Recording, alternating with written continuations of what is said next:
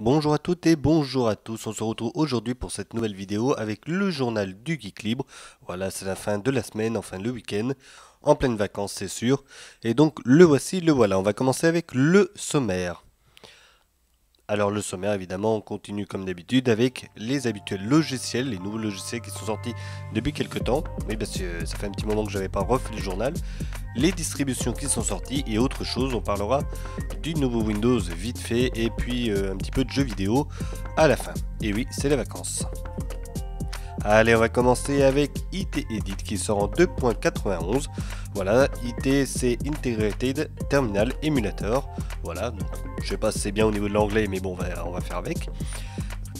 Pour celui-là, donc il y a une mise à jour de la bibliothèque libVTE. Cette bibliothèque, c'est celle qui permet de gérer donc les widgets pour l'émulation à partir des terminaux que l'on peut voir. Donc le terminal qui se trouve à droite là sur l'image. Voilà, les bugs ont été corrigés aussi. Et il y a l'intégration de nouveaux langages, donc pour pouvoir gérer la colorimétrie des langages de programmation. Voilà. Donc une nouvelle mouture qui a été améliorée, pas de grands changements, mais les bugs surtout ont été corrigés, c'est pas mal.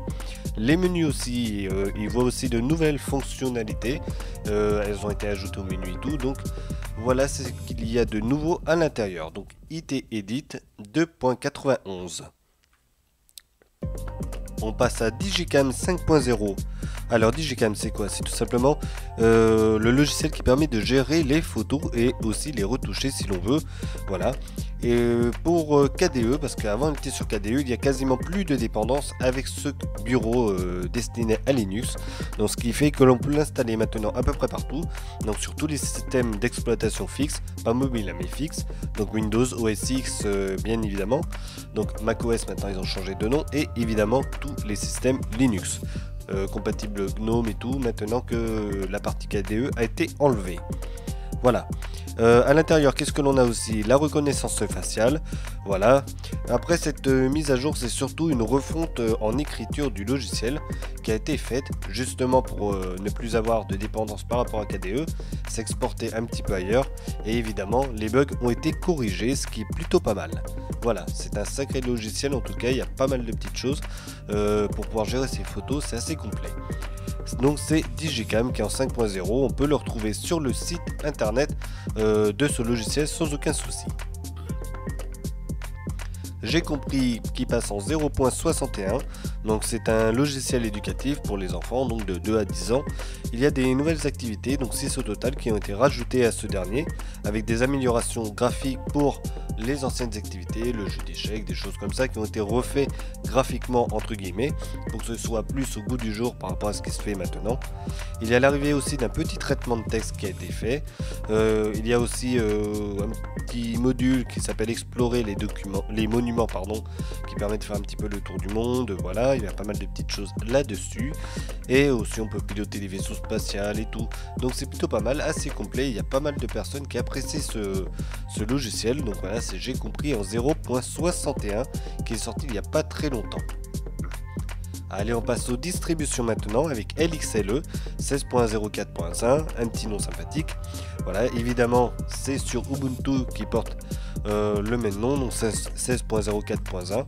Les logiciels ont été mis à jour, les applications aussi. Donc les applications GNOME par contre ont été remplacées pour la plupart par l'équivalent sur Mate Desktop pour ceux qui prennent celui qui a justement le bureau Mate. Voilà pour LXLE. Simplicity Linux 16.07. Alors lui c'est du LXDE, voilà aussi.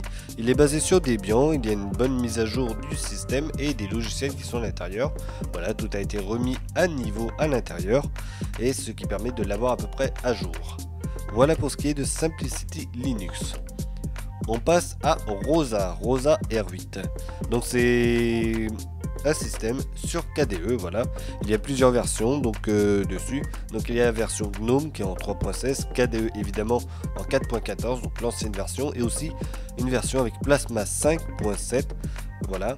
Il y a aussi une version avec le bureau Mate de desktop en 1.12. Ce système donc évidemment c'est une mise à jour logicielle comme la plupart des autres.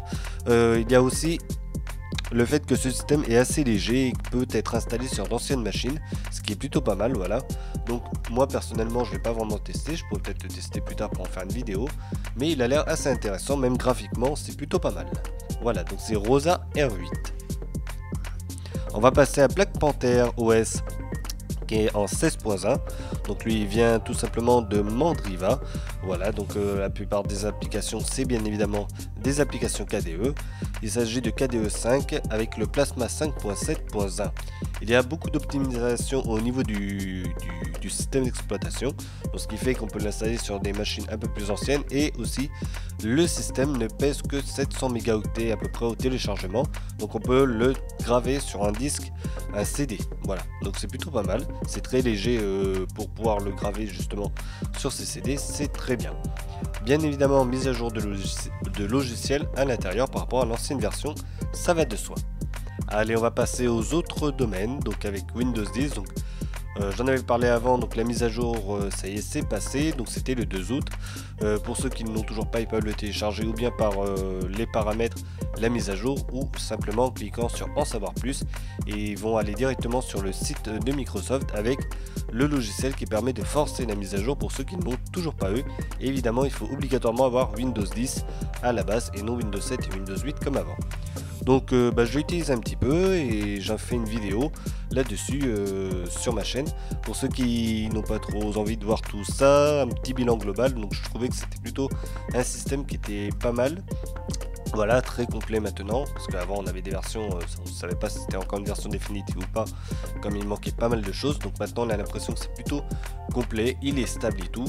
Et voilà, donc j'en ai pensé quand même à peu près du bien en restant objectif.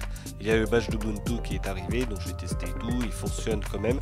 Voilà, il faut un petit logiciel pour faire apparaître les logiciels graphiques, mais c'est plutôt pas mal. Après, il y a les polémiques toujours, comme quoi ils surveillent chez Microsoft, mais il faut savoir aussi que chez Android et chez Mac OS et iOS, ça surveille énormément ce que l'on fait, ça faut le savoir. À partir du moment où on a un Android, ça part chez Google, et si on a un iOS ou un Mac OS, donc un Apple, ça part chez Apple. Donc là, Windows a fait exactement la même chose que ses concurrents, c'est-à-dire que nos données partent un petit peu chez Microsoft. Voilà, exactement ce que l'on a chez Android et iOS. Donc ça, je l'ai passé dans la vidéo à part, parce que justement, c'est un truc que tout le monde fait maintenant. Mais mis à part ça, voilà, j'en ai trouvé un système plutôt complet. Et après, le seul point faible que j'avais trouvé, c'était le fait qu'il n'y ait toujours pas d'onglet sur le navigateur de fichiers, même après que pas mal de personnes ont suggéré justement qu'il y ait des onglets à l'intérieur du navigateur. Il y en a toujours pas. Voilà, je vais y arriver. Donc voilà pour ce point là. Allez, on va passer en mode vacances. Voilà, alors GTA 5, il y a un petit mode PC qui est apparu, donc c'est photoréalistique qui est venu. Ça permet d'améliorer les graphismes et tout, et j'ai trouvé ça plutôt pas mal. J'ai regardé les photos, j'ai analysé, j'ai trouvé ça vraiment réaliste et tout, par rapport à ce que l'on voit habituellement à l'œil nu. Et donc je l'ai téléchargé et ça m'a permis de voir un petit peu ce que ça donnait. Donc je vais faire défiler un petit peu les photos, et c'est comme ça qu'on terminera donc notre journal du Geek Libre. Voilà, la partie geek un peu. Allez, voilà, c'est parti avec les photos qui défilent, ça permettra de juger un petit peu de la qualité du mode. Voilà. Donc là, avec une vue, donc à chaque fois il y a le monsieur devant, mais ça permet dans tous les cas de voir vraiment ce qu'il en est dans tout ça. Là, la plage. Toujours la plage. Voilà, donc là on voit vraiment, comme je joue un petit peu, ça me fait plaisir et tout, on voit vraiment un petit peu la qualité graphique qui est à l'intérieur. On a même l'impression que c'est presque réaliste.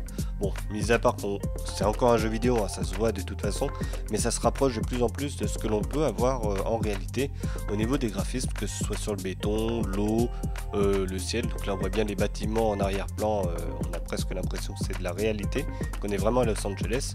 Donc c'est plutôt pas mal de ce côté-là. Là avec le coucher de soleil, voilà, en pleine nuit, ça s'illumine un peu, voilà. La journée avec la plage. Donc l'eau est assez claire, mais c'est là qu'on voit quand même que c'est un jeu vidéo, hein, malgré tout. Voilà.